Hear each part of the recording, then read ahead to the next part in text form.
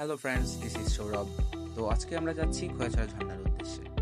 তো এই অপরূপ সুন্দর রাস্তা দেখতে দেখতে আপনারা সামনের দিকে যত এগোতে থাকবেন তত আপনাদের মন উৎফুল্লিত হতে থাকবে। তো আমরা দেখতে দেখতে ঝর্ণা গার্ডেনে পৌঁছে গিয়েছি। ঝর্ণা গার্ডেনে আপনাদের ব্যাগ সহ যাবতীয় যা আছে সব রাখতে পারবেন।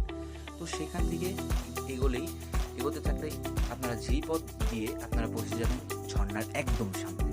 তো সেইখানে গিয়ে আপনারা যখন দেখবেন এত সুন্দর ঝর্ণা, আপনাদের রাতের যত ক্লান্তি ছিল সব কেটে যাবে।